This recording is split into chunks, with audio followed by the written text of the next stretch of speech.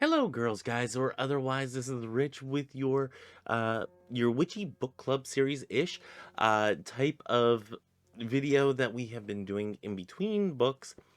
So far, Modern Magic is winning out by Donald Michael Craig. I do believe it has one vote. As I hit the mic, I'm not going to edit any of this out, and there is reasoning for that, and I will tell you here in just a second. I got to find a place to put this. Anyway.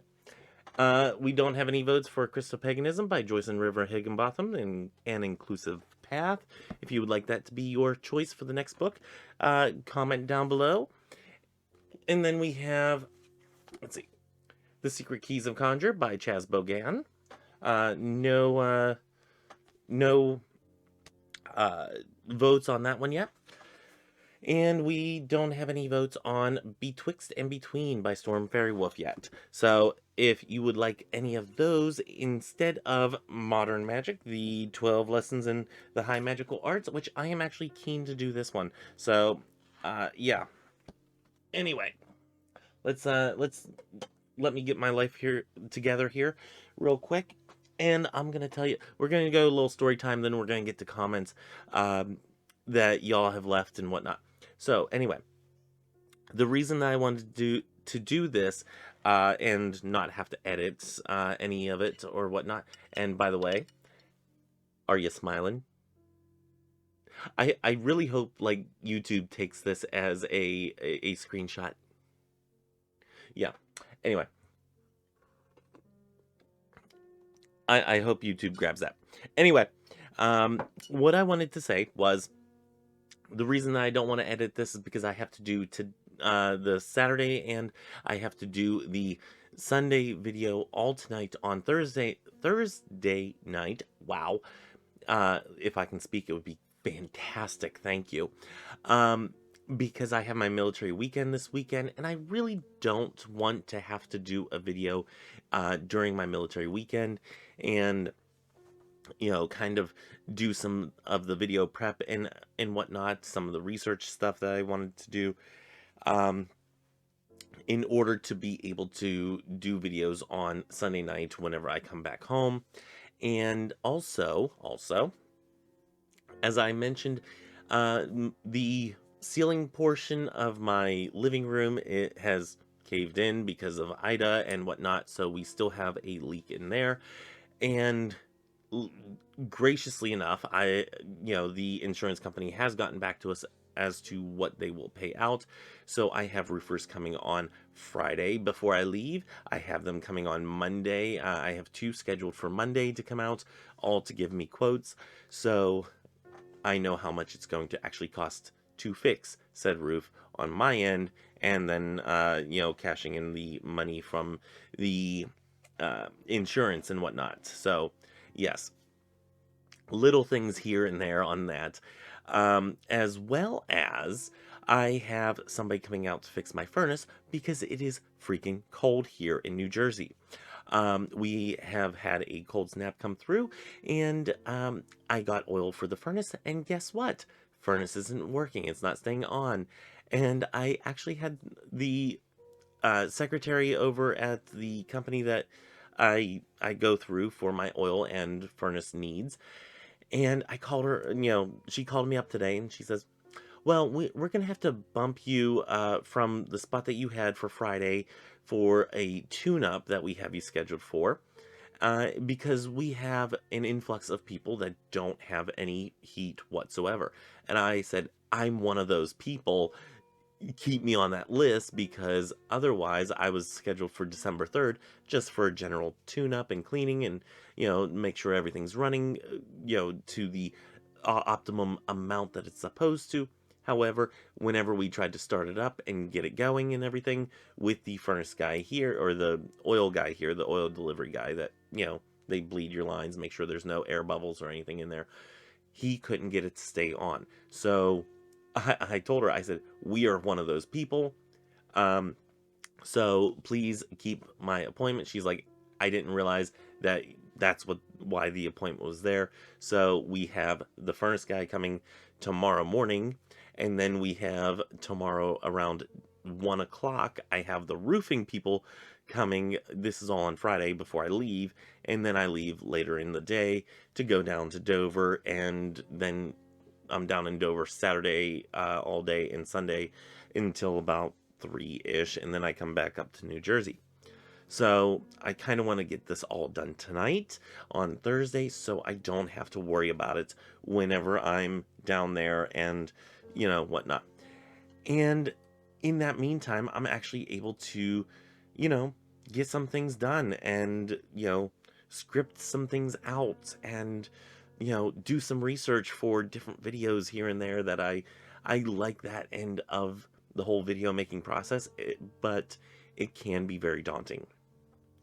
I much prefer doing videos like this where I'm sitting in front of a camera and just, talking and just being a general, hamming it up.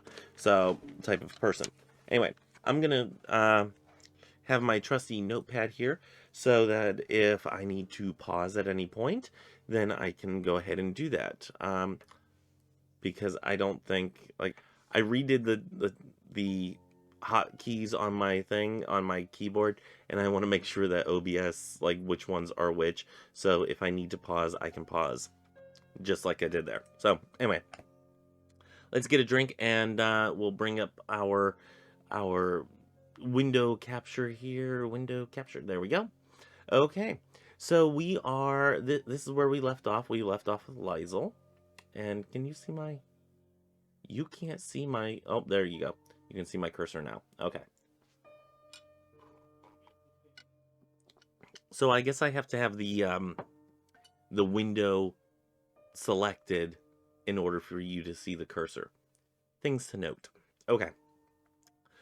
So we're going to move on. We're going to go to one by Christy. This is on the Secret Book of James, Part 2.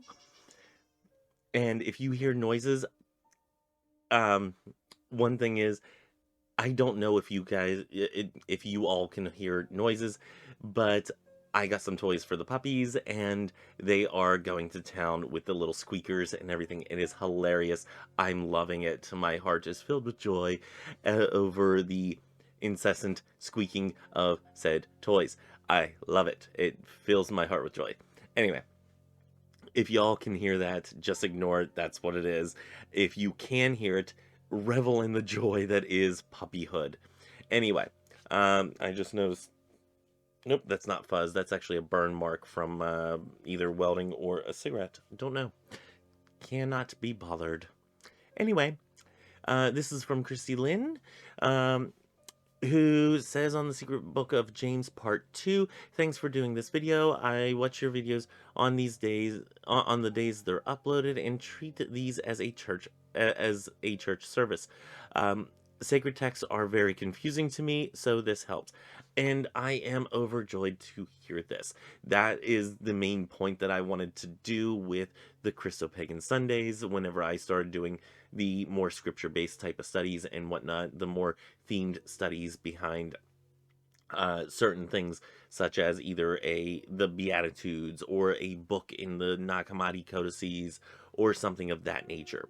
That was kind of my thing to do, to kind of not only test the waters, and it wasn't like I wasn't trying to be manipulative in any way of doing this, but I wanted to kind of test the waters and see how the reception was with people if I did like a themed study or a church type service or something like that. Do they get anything out of it? And that was one of the things, because like I said, I've been working on the church for well over a year now, and this has been something in the back of my mind, is if I put it out there, is there going to be a good reception to this, or is it going to be one of those things where people don't really watch it?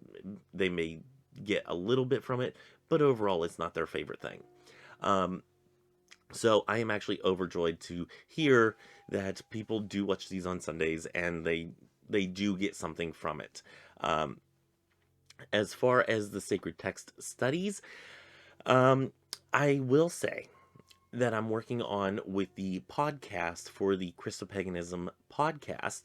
I am working to try to do a study on say, a book of the Bible, and then switch it to a book of the Nag Hammadi codices, and hopefully we can get through them fairly quickly. But it's going to be those like deep dives of, okay, this verse reminds me of this, and I'll go on a little spiel about that, and then we'll come back to the verse or the next verse and then go on from there. And we're going to hit some things because we are treating the sacred texts as mythologies, not as actual uh, factual historical occurrences. And I think that's important to note whenever you are looking at a book that was written 2,000 years ago, or a little less than 2,000 years ago, but was written, 100 years or ish after the actual occurrences from people that knew people that saw things, and people that knew people that knew people that saw things, and treating these as, yes, they are important and they are wonderful mythologies in and of themselves, some of them. uh, Others, they, we have to call them out on the carpet as they are, and we can't keep treating individuals as infallible as we sometimes do in a church setting. Um, for instance, excuse me, I'm going through the first book or the first chapter of Matthew, and I'm sitting there. I'm like, you know what, Joseph is kind of a jerk. The reasoning that they give that he stayed with Mary and all that stuff. I mean, he's kind of a jerk, if that's his reasoning. But I mean, we go through stuff like that in these studies. We look at them from today's view and we expand upon it. We realize that these are individuals who were human, and we put that in perspective when we're looking at them. Yes, Joseph may have been a fantastic guy, throughout his life as a whole, but centralizing on one little part of it, maybe he wasn't such a great guy then, or in this one little section, and kind of taking the Saint Joseph off of the pedestal and humanizing him again.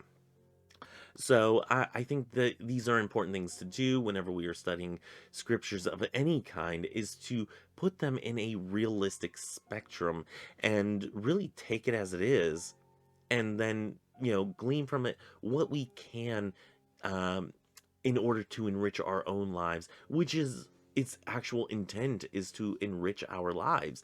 And I think that can be still done if we look at it from the perspective of today. So I'm glad stuff like this helps, because sacred texts are very confusing a lot of the times. Absolutely. I cannot tell you how many times I said while looking at the secret book of James, how many times I sat there and said, I am so freaking confused about what's going on here. This doesn't make any sense to me. Please help me. I mean, I'm sitting there calling on Sophia, like, give me wisdom, because this makes zero sense. Um, Through my eyes now and seeing what I see now, this makes zero sense. So, yes, they are very confusing. And I think if we sit around and we talk about these things, and we kind of suss out, like, okay, maybe this doesn't make sense to you, but this part makes sense to me, and we can figure this out together. I'm gonna put my glasses down like that because I'm getting a hell of a glare right here that I'm seeing, and I don't like it. Anyway, Chrissy goes on to say, the audio was very clear and I didn't hear anything from outside. I think this is whenever I was down in Dover and there were like motorcycles coming back and forth. This is what I've said before. During the recording, I don't hear what y'all hear, so I will on occasion apologize for things that you might hear in the background that you might not. So anyway, um, adding the background music does help too. So I have noticed that it kind of deafens out the background noise and kind of brings that out, and it gives it a fuller feel. So I did notice that. Um, so yeah, thank you for letting me know that the audio was just fine. And yeah, if the audio is ever not fine, just let me know. I will adjust things as needed. Because stuff like doing this video, I'm not going to go back and listen to the entire thing, because this is going to be about an hour long video and I ain't got time. Let's move on. This is one This one is from Thus Spoke Hecate. This is also on the Secret Book of James. Uh, and they write, I watch sub days. I think it's supposed to be Sundays. So, yes, I love that people are watching these, especially on Sundays, because Sundays for a lot of us were very holy days. So, I like that even if you are not celebrating in a traditional Christian church, that you celebrate with us in the Christo-Pagan community. It is very fun. It is very joyous times for us. And that's really one thing that I want to do with the Christo-Pagan Church, is to um, foster that community and help individuals, just, yeah. Anyway. Oh, this one's good. This is the Table Talks. This is from Chrissy Lynn B, who says on the video, Table Talks, cheating on Tess and Juanita work story. Oh my gosh.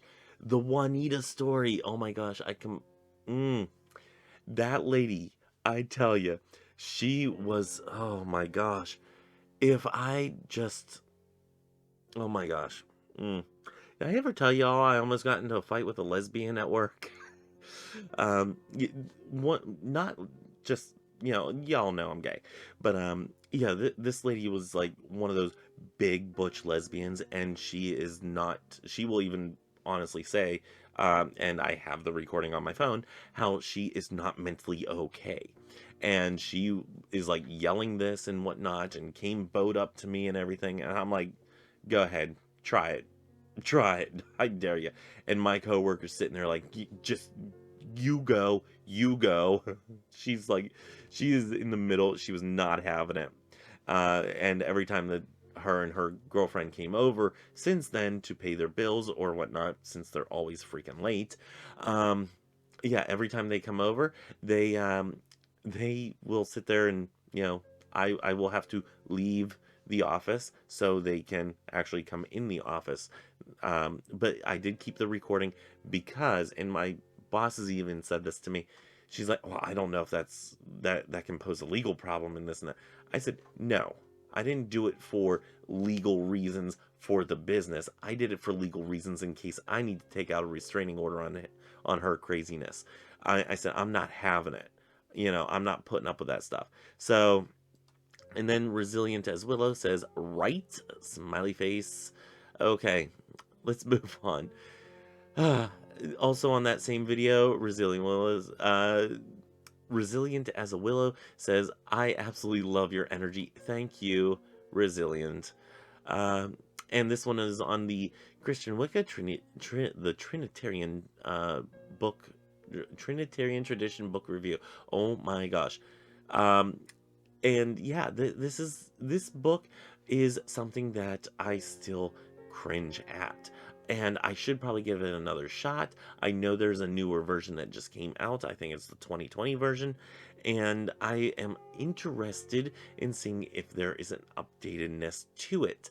Um, I Mm, I'm kind of afraid to shell out money towards the author because I am not particularly fond of how this was presented in the first place. It was y'all can watch that video. But yeah, I was not liking that book. Anyway, Dani says you're very handsome. Thank you.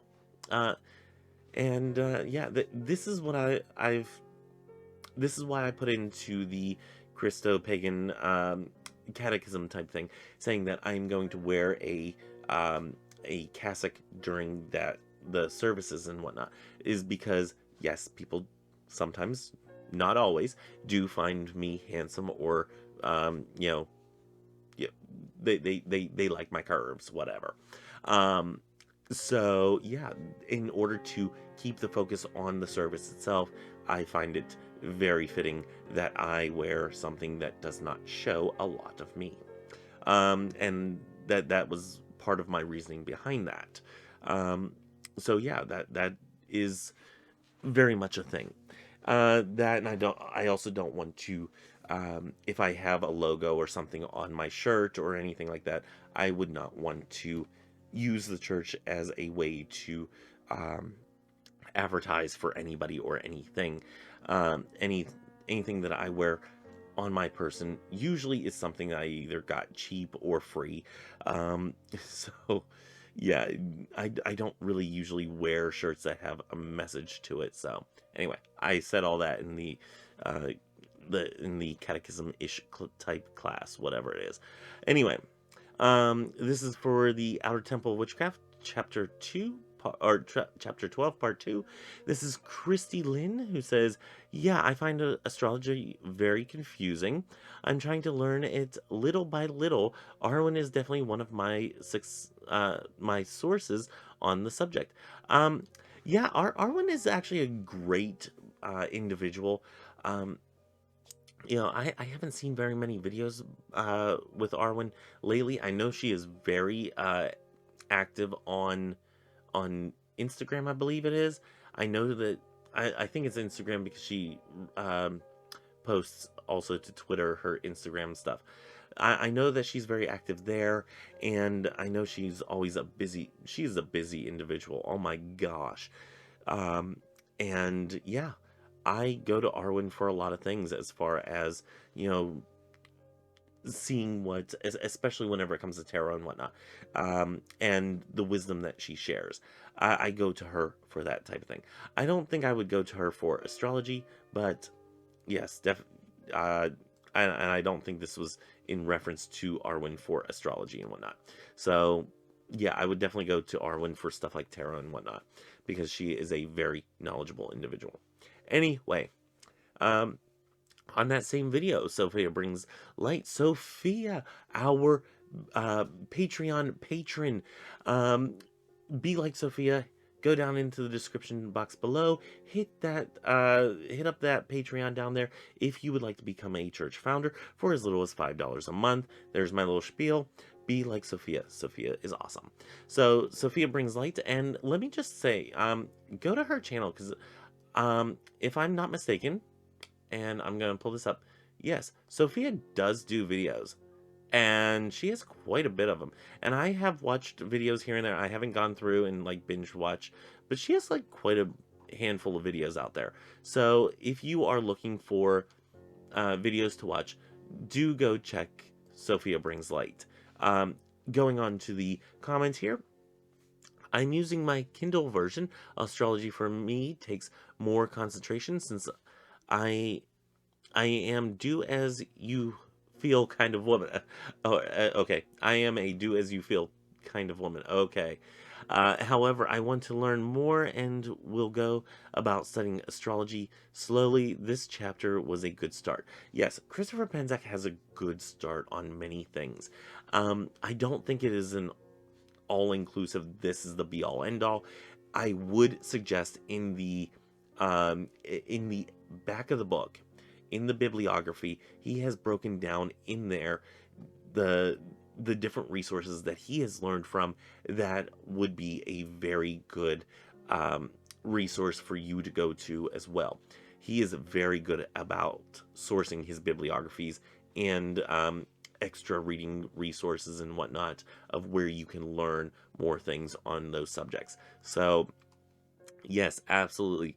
And I'm just, for the most part, thumb upping these comments because then I know that I've actually, acknowledged them here. Um, and most of them, I don't have a more um, expanded version of, to need to type out. Okay, moving on. Jennifer says this was really helpful, and they say this on Inner Temple of Witchcraft Chapter 4. On Inner Temple of Witchcraft Chapter 5, Jennifer also says, I am reading this book for the first time. Fantastic. I love it.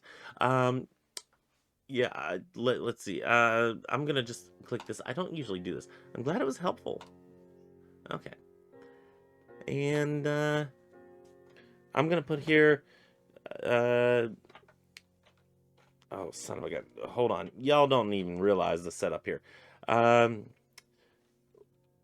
We just finished the second book in the series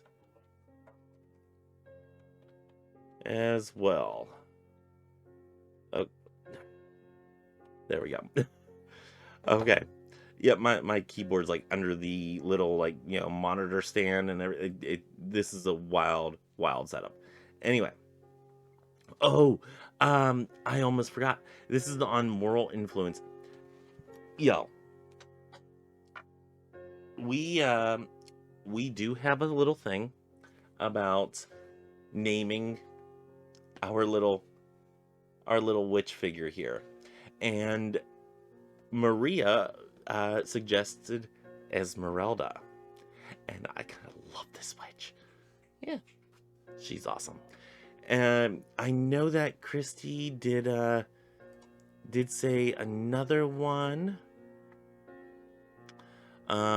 It's from a series that I'm not entirely familiar with, and I kind of feel bad for saying that. But yeah, I'm not familiar with the series, and I cannot remember exactly what it is. And I'm pretty sure it was Christy that said it, so I'm giving you credit, Christy, because I'm pretty sure you did. Anyway, we are going back to the same one, the same video here. I think the witch just moved a little. Anyway, Maria also says, "Have you ever heard of Les Miserables?" Yes, I have. Also known as Les Mis. Good fortune may come to our way if you ask for blessing from the universe instead of stealing. I agree. Karen, don't go pulling up the carpet. She's like clawing at the door, or at the carpet at the doorway, because she just heard her daddy going to bed and telling the computerized Amazon device that I don't want to set off, so I'm going to refer to it as that, telling that to turn on the light. So yeah, anyway, let's move on here. Another one on Table Talk, Moral Influence, also by Maria, says, "There are soup kitchens and food shelves. My employer gives day-old food to the food bank." Absolutely. This is a good thing to do. And what was this? This was on the question, should you try to influence others' morals? Yes. And this one is the last one from Maria on the same video. And they say, "I was raised to believe capital punishment is wrong because the person, as long as they are alive, has the opportunity to change their life for the better, feel guilty, remorseful, and maybe act to prevent bad things from happening, and do good works to make up for the errors of their ways." I'm a little... There's a little issue that I have here. And it only comes with this bad part. Do good works to make up for the error of their ways. Okay, I'm not saying that you can't try to make amends, but we also have to look and be cognizant of the reality that you cannot change the past. You know, with Reiki healing, you can make it feel better and whatnot, but the historical accuracy of what happened is what happened. And we have to acknowledge that and move on, be willing to move on from it. And I really hate bringing up this subject because I know it is a trigger point for a lot of people, and I do give a trigger warning for this. But in the cases of abuse, there is nothing that can be done to make that person feel better about what happened to them. And unfortunately, that is the case. However, we can acknowledge the pain that it has caused and move on from that. You know, whether it is moving on to make sure that it doesn't happen to another person, or making sure that it never happens to you again, or making sure that the downward spiral of abuse that can run in families and in circles of community do not continue. We can make sure that there are things done so that they don't continue to happen within our society. So I I do have an issue with good works making up for the error of people's ways, because it doesn't make up for it. It is what it is. The pain has been caused, and the only thing that we can do is try to do better, try to be better than what we were the day before. And each one of us, I think, is going in that direction. Some of us, or I would say most of us. Some of us are backtracking and going in reverse, and we're just going to leave that there, because there are some people who are doing that, unfortunately. But I think the majority of us want to be better than the person that we were the day before. So I don't think that anyway, I'm getting wrapped around the axle on this, and I realize this. Um, I have an issue with saying that good works make up for some evil things or that you have said or done in the past, because they don't necessarily.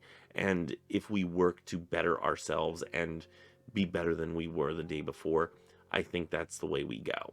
So yes, I wanted to pinpoint that, because trying to say that works make up for past evil doings or whatnot, past sins, if you will, uh, it's it's saying that if you do a good thing, it negates a bad, which it really kind of doesn't. It means that you're getting better, but I don't think it negates a bad. And I think there should be space made. I want to say this. I think there should be space made for people who are making a conscious effort and a conscious choice to better themselves on each and every step of the way, in each and every day of their life, to be better than they were before. And I think there should be room made for forgiveness to people who have shown that they are willing to be better, who have wronged people. And I think there should be room for forgiveness on a grand scale, not necessarily on an individual scale. Just because everybody else forgives a person that has wronged another doesn't mean that the person who has been wronged uh, needs to forgive that individual. It's not the way it works. So, yeah, at least for me, that's not the way it works, and it's not the way it needs to work. The person that needs, or that the person that wants forgiveness should, you know, try to get it from the individual that they've wronged. If the individual that was wronged is in the place and is willing to forgive that other individual, then we go from there. But until then, it's not, yeah, you don't dictate what's best for another individual, that type of thing. Anyway, we're gonna get past that. Let's breathe a little. Okay, this is on the Christo-Paganism, number 4, Duality of Deity.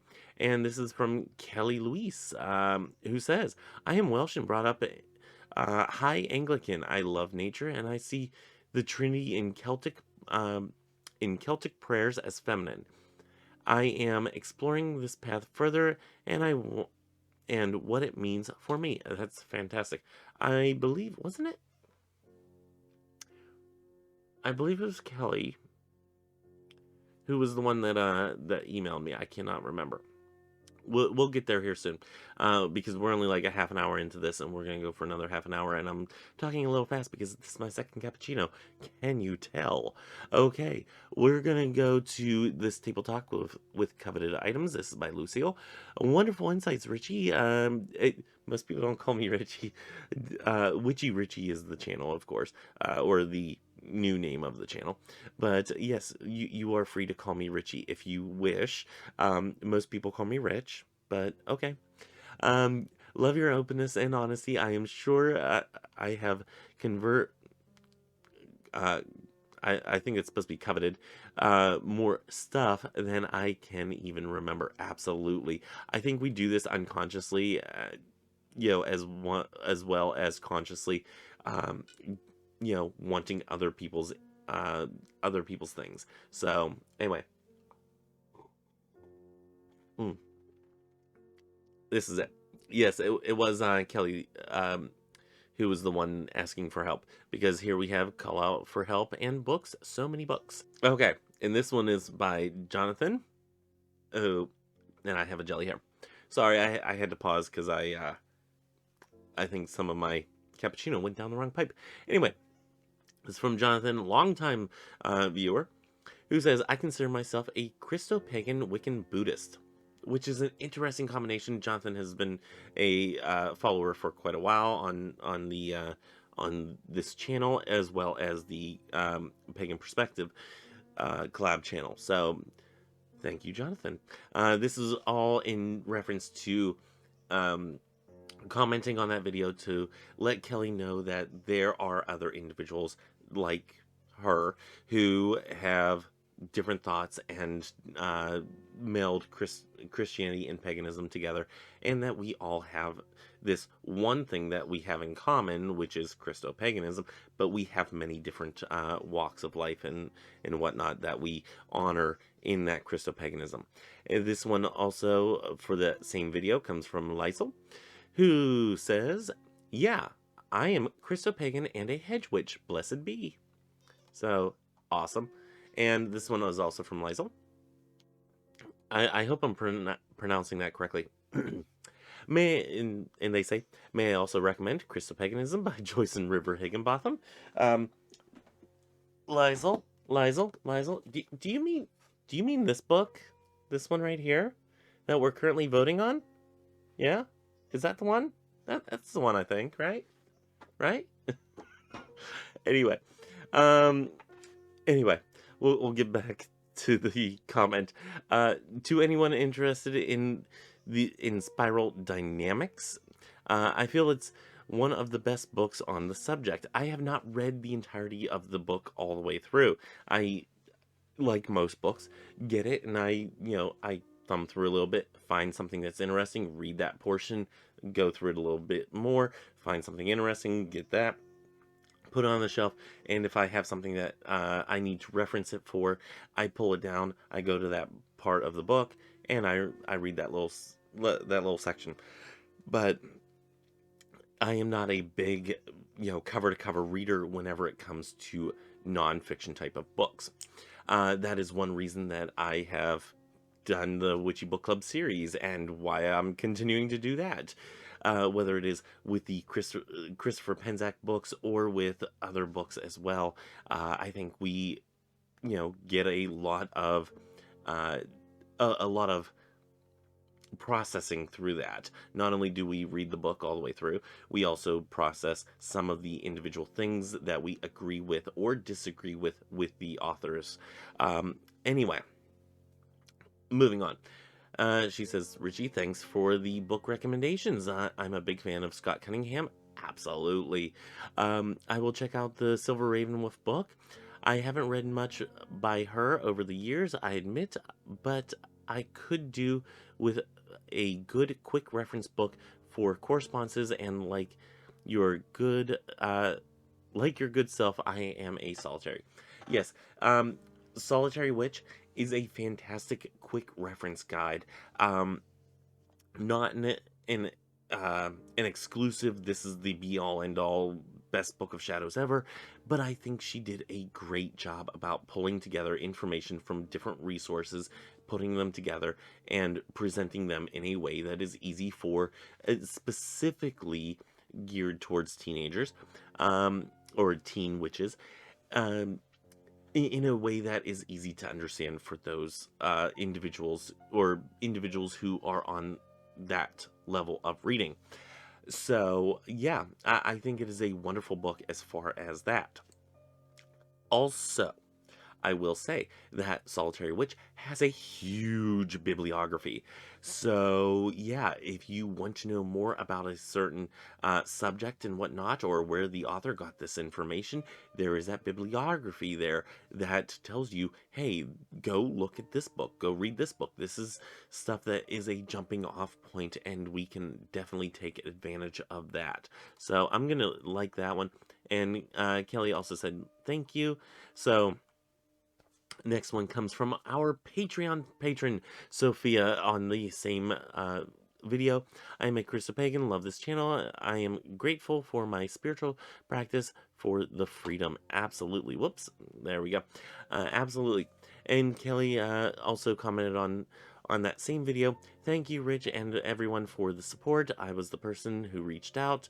Yes, absolutely. Thank you, Kelly. Kelly has furthermore reached out in email form to me, and also thanked me for the video and whatnot, and some things that have progressed with their practice. And Kelly, if you would like to share that, absolutely, you can comment on here. You can comment on other videos, however you want to. Do that, or you can do your own YouTube channel. Are you on? Are you active in the video making process? No.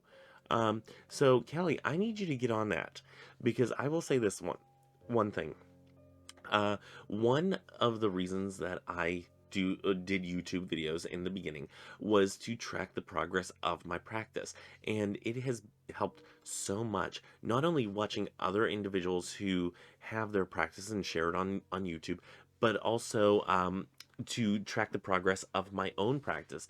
And looking back at videos from, like, 2010, whenever I first started and whatnot, and looking at my videos now, for one, it's cringe worthy watching those videos. I can really see where my beliefs lay at that point and where they lay now, and how I was so staunch in certain beliefs then, and I'm not so staunch in them now. I'm a little bit more free going, do as you will type of thing now. And I wasn't really like that back then as much. I was pretty staunch in what I believed.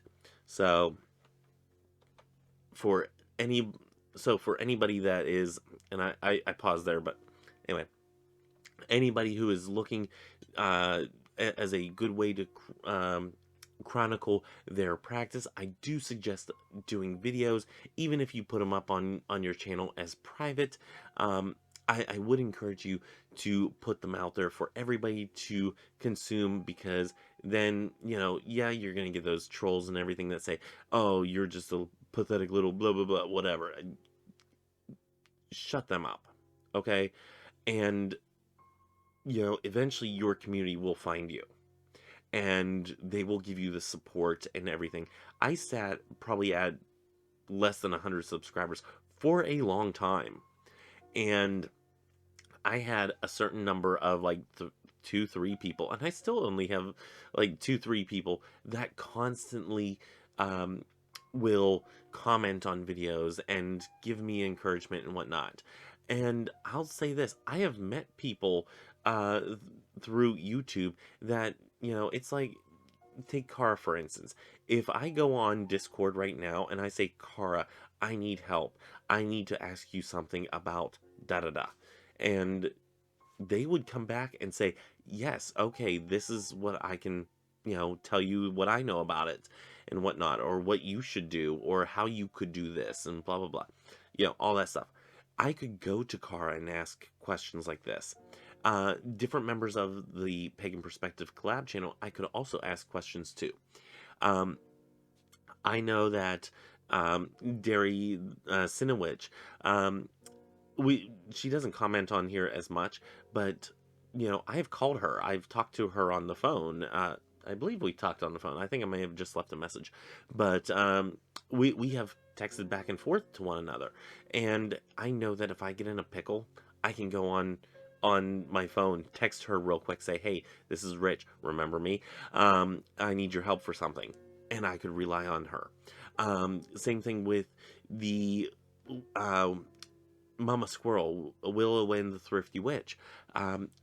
She has a Facebook group set up. I could go on there and ask questions there, or get advice through them, or ask for help there. I would definitely suggest reaching out and branching out through, whether it be YouTube or Facebook or something of that nature, where there is a large community of witches who are willing to help you and help guide you in the way that you would like to be guided. Um, you know, be like that little support system, whether you're in complete agreement with them or not. And I think that would be wonderful for you to do if you are comfortable, of course, with doing videos. Anyway, that one was a little bit long. I do apologize for that. This one is by Danny Healer, and this is on the Table Talk Moral Church Dilemma. And it reads, oh, whoa. Okay, before the lockdowns started, I was looking into UU churches. The one closest to me was a very small congregation, so they didn't do much during that time, but the bigger ones in the cities started having Zoom sessions, which I hope they continue to do since they are too far to travel weekly. Absolutely.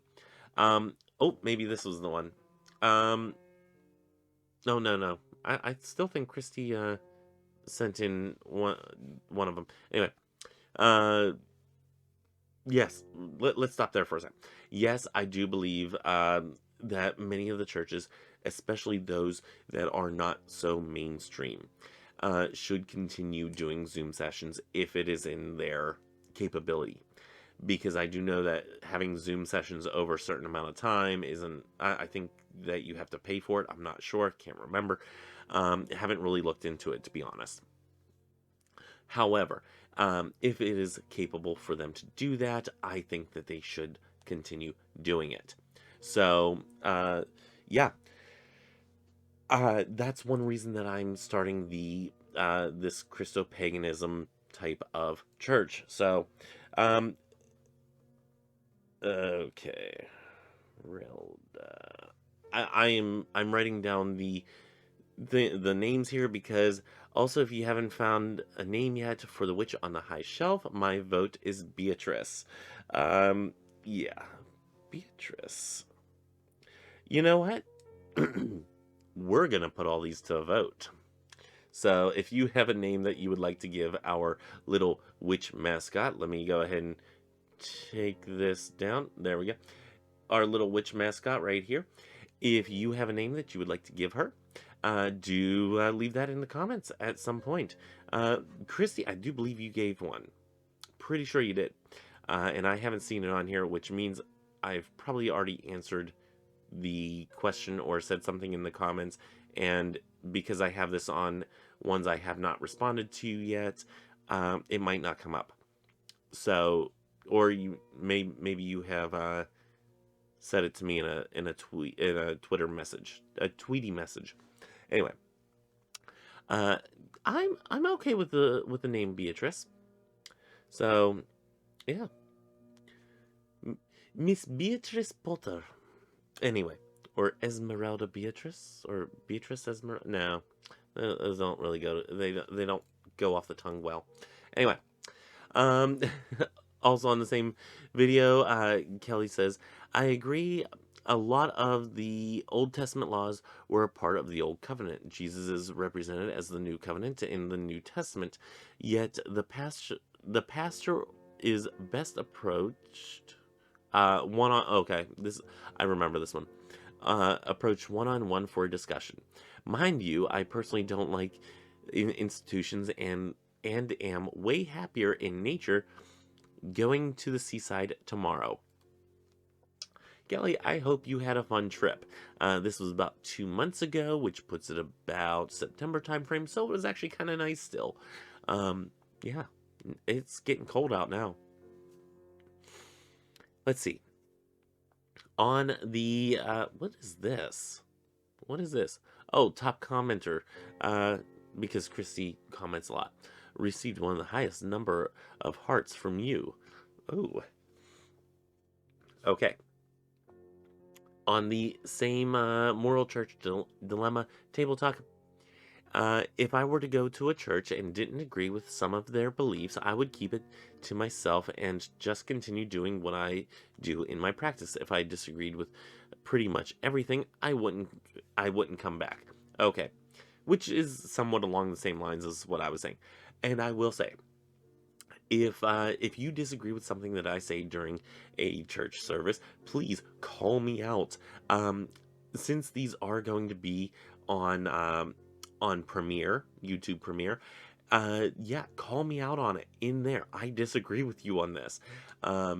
you don't necessarily have to during the service. It might disrupt the flow, but hey, if it really bugs you that much, definitely call me out. If I am slipping up, if I am saying something that I should not be saying, or in the way that I should not be saying it, do call me out, because yeah, I'm I'm right there with you.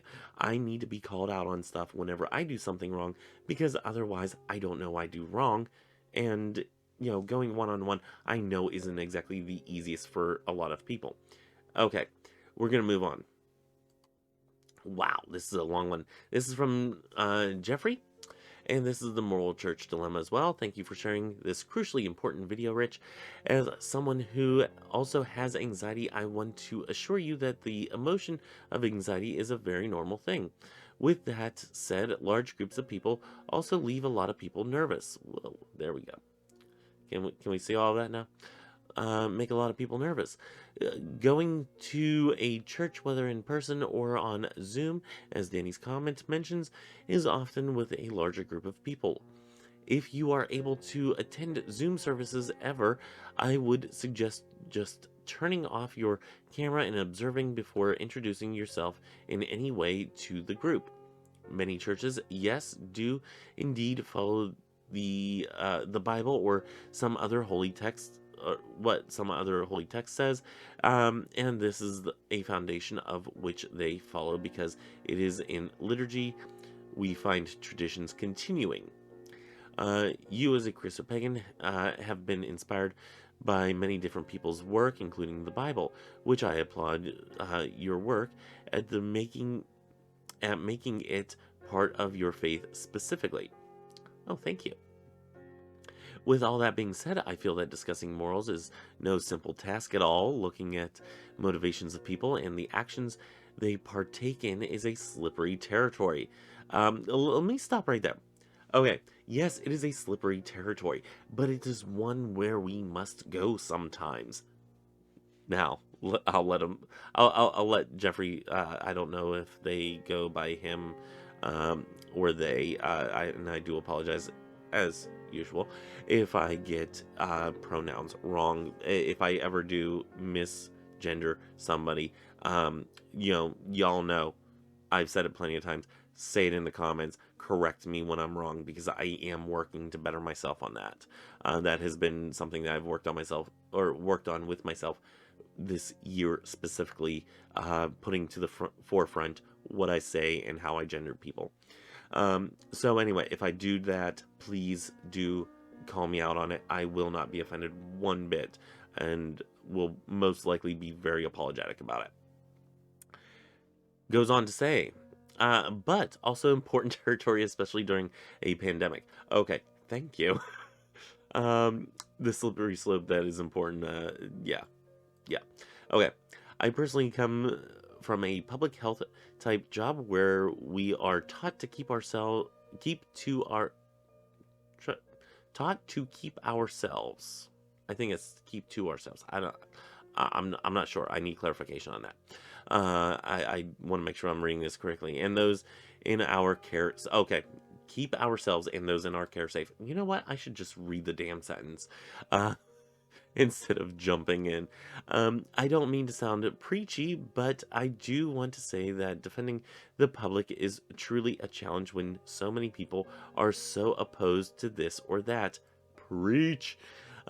With all this being said, I feel it is a church's position to to help protect, educate, and provide for its congregants and staff, and maybe in theory, beyond the walls of the church. Okay. Sorry, I'm getting tongue-tied here. Community ministry is a growing phenomenon and one I see value in. Thank you, Jeffrey. You know what? I'm not only gonna like that one, I'm gonna heart that one. Because Chrissy, you can't get all the hearts. Anyway, people are gonna start thinking that there's something going on between Christy and me. Anyway, there's not. We're just YouTube and Twitter friends. Yeah.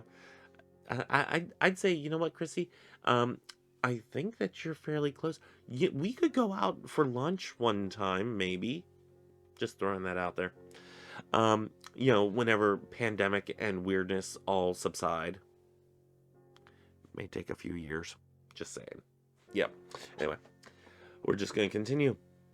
This one is on the Table Talk Moral Influence. This is from Mouse, who writes, "That's the problem with today. There has been too much free judgment versus understanding. There is a difference between survival and greed. Capital punishment is necessary in certain areas. The punishment has to match the crime.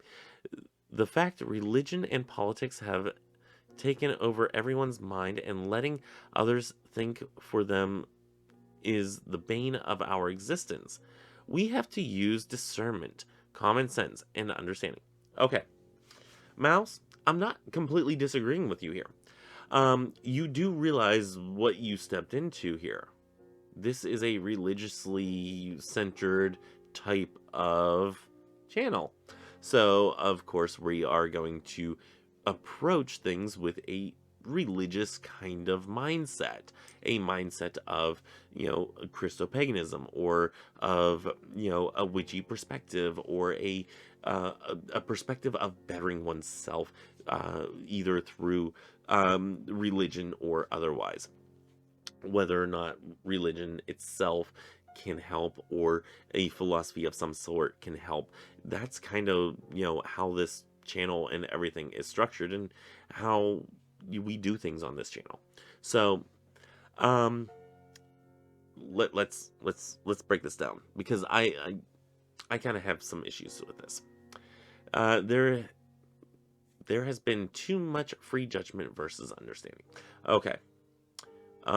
Not sure exactly how to take that. I will be completely honest, I don't remember much of this video because it has been so long since I've actually recorded it. That's one of the things that is bad about me going and recording massive swaths of videos and putting them on for a scheduled release. Is that sometimes I don't remember exactly what I say. Once I watch it, and then it's like, oh yeah, I said that. Duh. And I, sometimes I'll be like, you know what, I kind of stepped in it on that comment, but whatever. I will disagree that capital punishment is necessary in certain areas. Every once in a while, maybe. You have individuals, easy example, Charles Manson, who was the mastermind behind some very horrific instances in California, and was the mastermind behind a cult, and had very legitimate, no remorse ever, that type of thing. He was actually sentenced to be executed. However, because of the California law at the time, reversing the what you call it, the execution statute, they decided to keep him in prison for life. He was actually up for parole several times, and each time he went in there and kind of went off on people. So he basically spent the rest of his life in prison and is now dead. So yeah, capital punishment, though, the hairy part that we get into is that unless we are absolutely certain that this individual had killed somebody and has zero remorse about it and will do it again if given the opportunity, unless we are absolutely certain about that, we should not be taking so lightly the opportunity to take somebody else's life. So I do disagree with you on that. Agreed, the punishment has to fit the crime, such as, people that are in prison or have been in prison for a very minor charge, such as marijuana, which is ridiculous. That people have served time in long sentences, some of them, for something so frivolous that, some states are looking back on and saying, it's no big deal. the punishment should have fit the crime. The punishment of them being in prison for years and ruining their entire, or for the most part, their life. Um, for some of them, their entire life. For others, I mean, they've bounced back and whatnot, but they shouldn't have to. And there is a long discussion that we can have about the criminal justice system and the flaws that it has. However, here is not the time nor place, so we are going to move on from this. I'm not going to like this because I don't entirely agree or like the comments left here. I can agree with some of them, but I must disagree on some other individual parts of it. Uh, yeah, the fact that religion and politics has taken over everyone's mind. Again, this is a religious type of, you know, channel, so we approach things in a Christo-Pagan, predominantly, witchcraft centric, religiously based sort of way. So whenever we are talking politics and we are, discussing the ins and outs of certain political things, and we also are going to look at it from a religious aspect. That's just what I do. That's how I look at things, and being a researcher of religions, that's where my mind goes. So yeah, I don't entirely agree with you on this. And I don't think that's the bane of our existence. I think that we can use certain things like religion as a springboard and to better ourselves in the future. So yeah, we're going to move on now, because I've kind of beat that dead horse now. This is the Christo-Pagan Sunday, the Secret Book of James, Part 3 by Christy B., who writes, LOL, if the scriptures in this book and in the Bible are supposed to teach us ways to live a better life, why are they written in a way that we can't comprehend? It's probably like this in all religious texts. Christy, person after my own heart. Yes, sometimes they are just ridiculously hard to comprehend, but that's not going to stop us from trying to. So what we're going to do is we're going to go through biblical scripture, we're going to go through Nag Hammadi codices, and we may even throw a little bit of, it's not in easy reach for me. I have the Quran.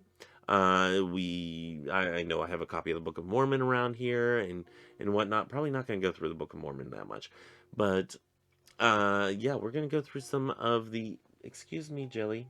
Don't go knocking things over. Thank you. I'll pet you. But yeah, we're going to go through some of these sacred texts for different religious views, and we're going to try to comprehend them. We're going to try to I'm going to try to figure it out. This one is from Phoenix, for the Supernatural Tarot deck. Excuse me. And it is, what is that? Is that Rock On, Kiss, Fire? Okay. Fantastic. We're just going to go with that. You know what?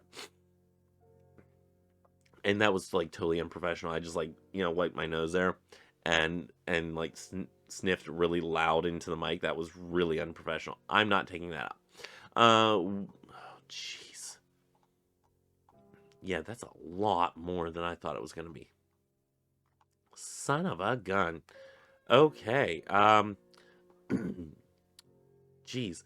Do we keep on going? Let's go just a little bit more. Let's get. Yeah. Let's go up to right here with the Knight of Wands one by Chrissy. Okay. Purchasing Ethics. This is a table talk by Kelly. It says, I love shopping secondhand stores. Secondhand. I find cool stuff at the charity thrift stores. Yes. Me too. Love it. So, let's go to this one. This was the Witch's Lily Pad. This is My House is Falling Apart video. Sorry to hear about the damage. What a pain. Thanks, love. Frog emoji. I love the frog emoji. Thanks so much. I'm just going to hit reply to that. Thank you so much. The witch is lily pad. On that same video, Chrissy says, "Oh no, sorry to hear about your house. Good luck with the physical training test tomorrow. Sending positive thoughts your way. Thank you so much." Yes, I did pass it. And this is the physical training test. And Chrissy says, "Thumbs up prayer emoji." Yeah, that was on the update where I actually passed. Yes. Not with the stunning glory that I used to, because I'm getting old and broken. And, you know, if you look at my videos, I have put on a little bit of weight.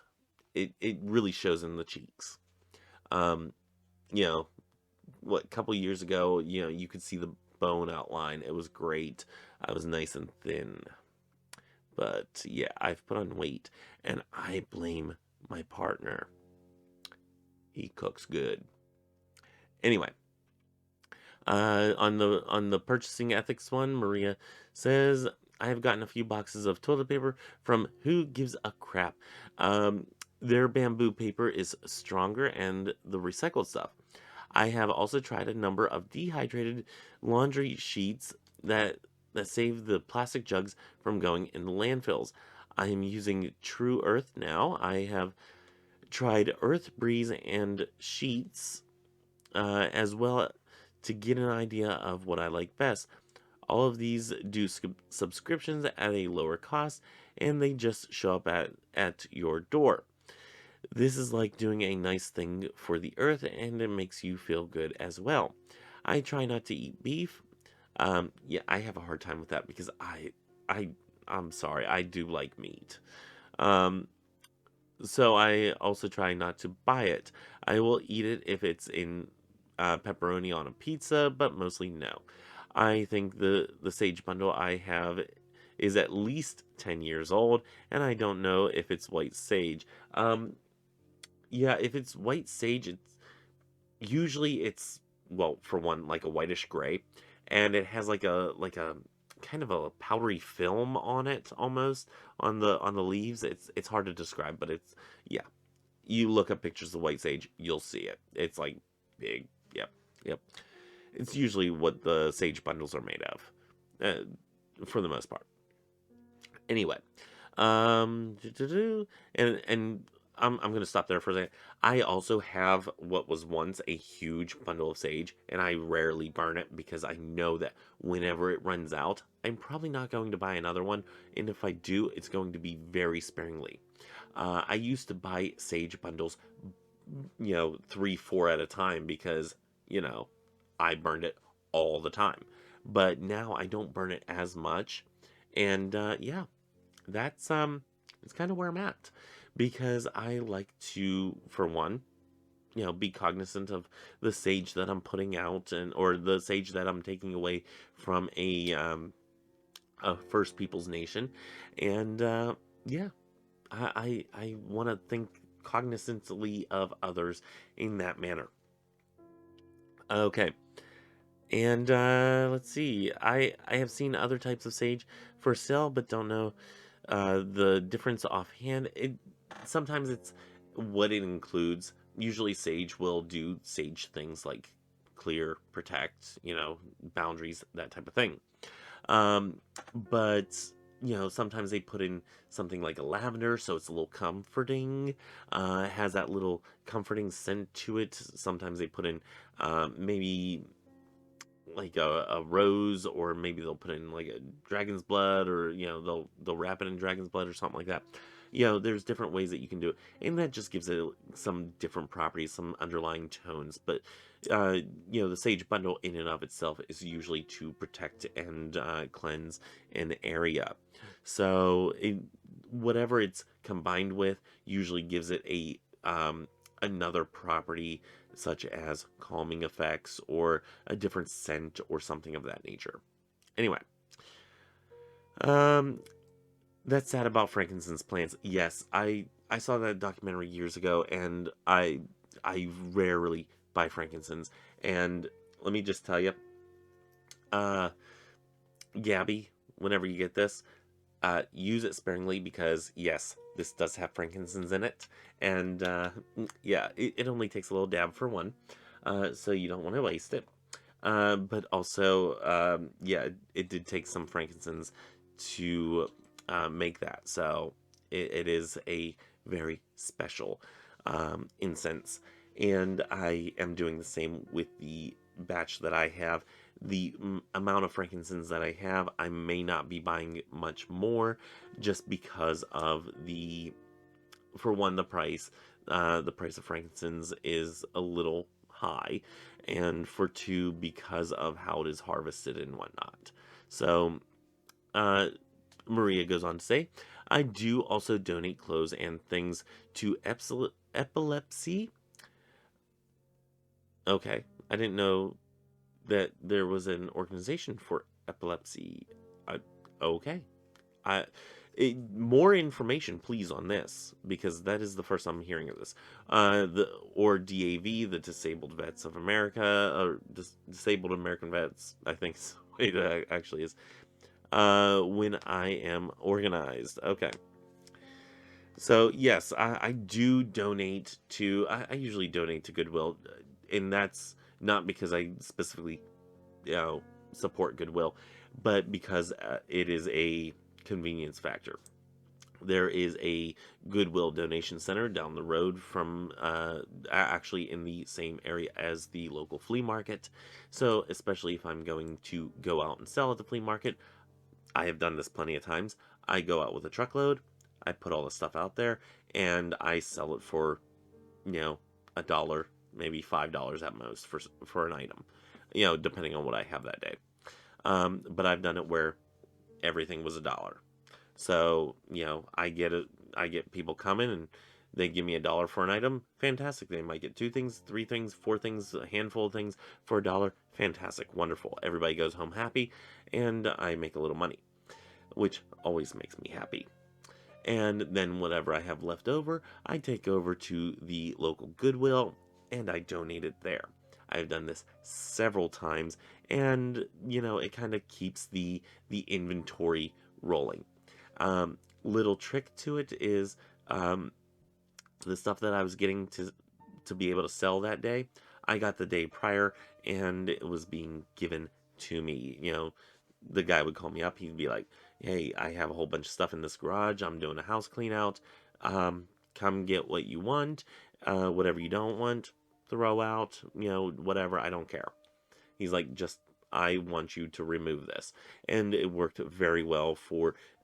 I'd say a good handful of months. I kept on going there on Wednesdays. I'd go out on Thursdays and sell, and then I'd come home with an empty truck, and I would come home with a pocket full of money. So yeah, that worked out very well for me. It kept me afloat for a good couple months while I was doing that. So I was very appreciative to him. Unfortunately, whenever I got my job, I had to tell him I can't do the flea markets anymore because, well, at the time it was because I was working like 4 or 5 days a week, and now it's like, okay, I just want my Thursdays. Um, the only time I work Thursdays is whenever I have a military weekend, all that good stuff. So yeah. Anyway, we have been sitting here for quite some time. Um, yeah. And the Knight of Wands one by commented by Christy B says Karen, LOL. I cannot remember. Here's the issue with, again, you know, going over comments that are, you know, a month old, is I don't remember what Karen was doing. Don't know. But Karen always gets an LOL because she is always LOLing all over the damn place. You know what, Maria? I'm also gonna like heart yours. So, and I'm gonna thumbs up Karen, Chrissy's Karen one. Yeah, because Karen is fun. Matter of fact, Karen is in here, and she is, y'all. If I could show you, picture this, Sicily. Okay, no, picture it. I have a chair over in the corner that has, uh, my partner calls it a what is he called? A boyfriend pillow or something like that. It's one of those like kind of body pillows that like are for, for behind your back, and then you have like the little armrests next to you. Or he calls it a pillow husband or something like that. I've never heard it called that. But anyway, uh, he's the first one that's ever told me that. I'm like, well, whatever. Um, but he got me one of those for Christmas.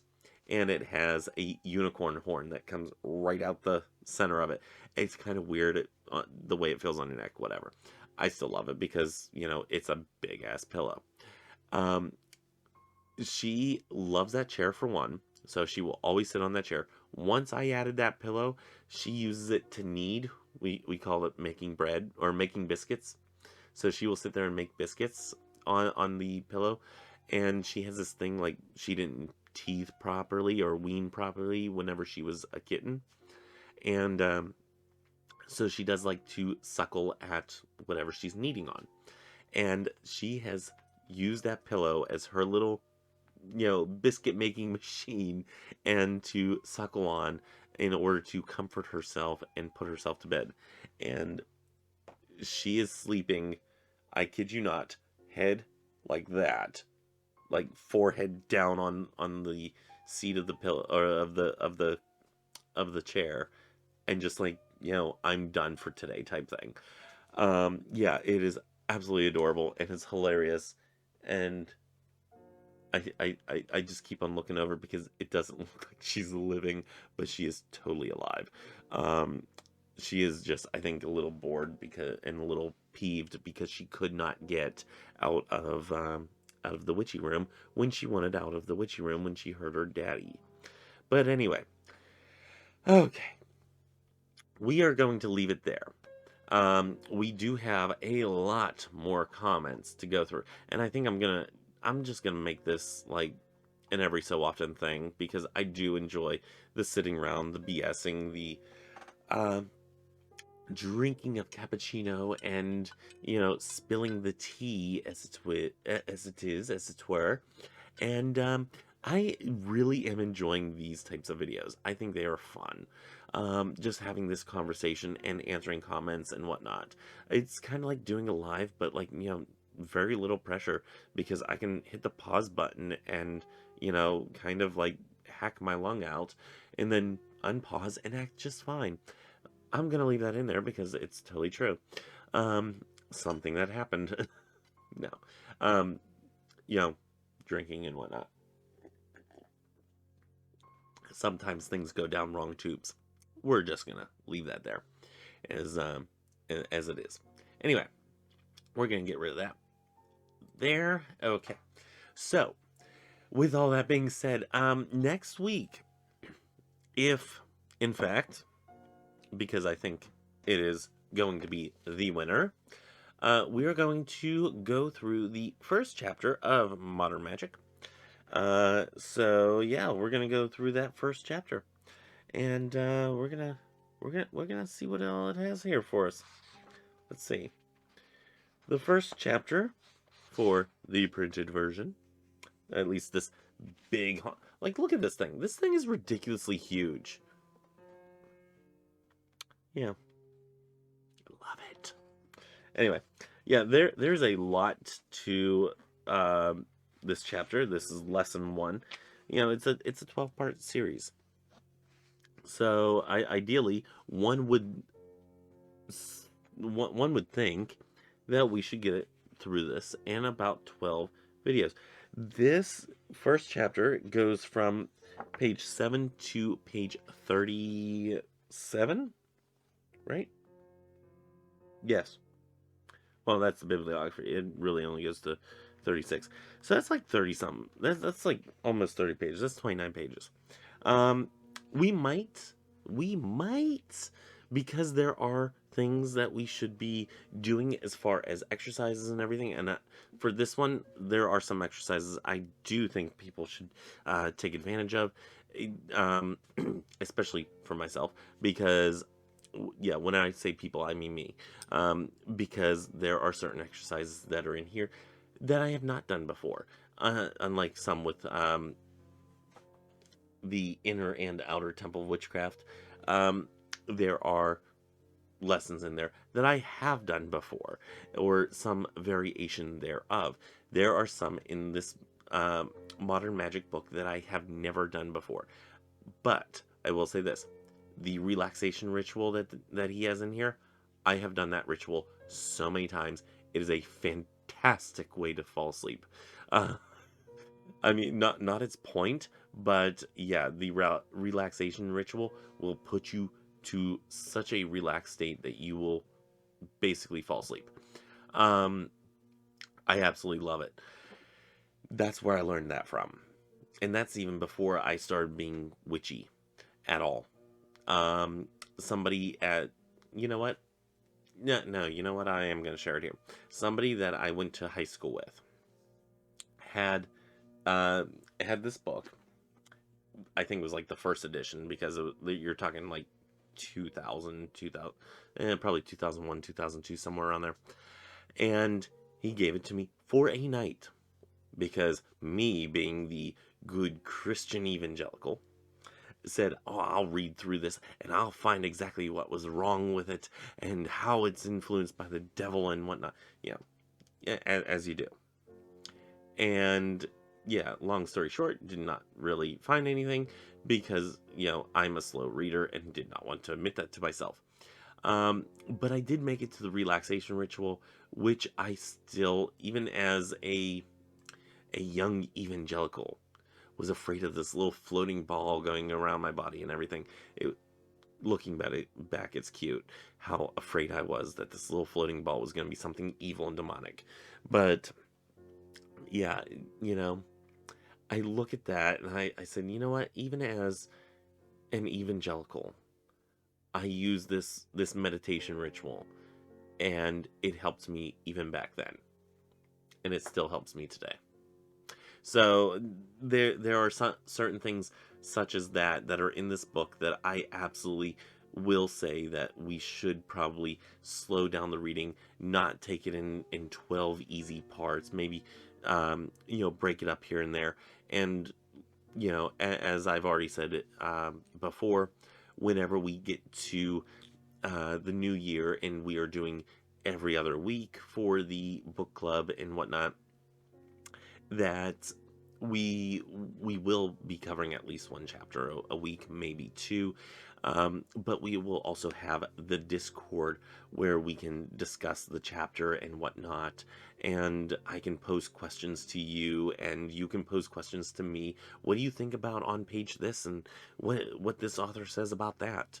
And I think that is going to be a fun thing to do. We're also going to be on Facebook and all that other stuff. So yeah, it's going to be a fun new year. I'm seriously looking forward to how we interact on not only YouTube as it is, but also on Facebook and Twitter and Discord. I'm not doing Instagram yet because I can't figure that shit out. To be honest, really can't. Um, and cannot basically be bothered. But anyway, um, yeah, I'm really looking forward to that, like how we all interact with one another. And yeah. Anyway, that's all that I have for today. I have rambled on quite long enough. You've gotten about an hour and 20 something odd minutes of me. And Jelly's sitting here saying, hey, we're supposed to be doing a second video for today, which we're going to see if I'm able to get it out.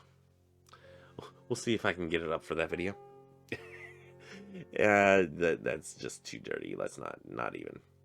But yeah, we're gonna do that, and maybe I'll have to do that tomorrow morning whenever the furnace people are here to check the furnace and fix it up and clean it out and all that. I don't know. Maybe I will, maybe I won't. Maybe I'll have to make this other video down in Dover and take my little, my my lapel mic with me down there and use it on my iPad and all that stuff. So we'll see what comes of that. But I think I'm gonna start getting a little wound down here, because it is 11 o'clock, and, you know, somebody needs his beauty sleep. I had a little zit there. Somebody needs to get his beauty sleep for tomorrow, so he can be bright-eyed and bushy-tailed for the furnace people, and then deal with roofing individuals coming out to give quotes. So, yes, it's going to be a busy day tomorrow. Yeah. Until next time. And whenever I say tomorrow, that's actually yesterday for y'all. Anyway, this has been weird. We're doing time traveling stuff here. Until next time, may you have love, hugs, and ladybugs. Bye-bye.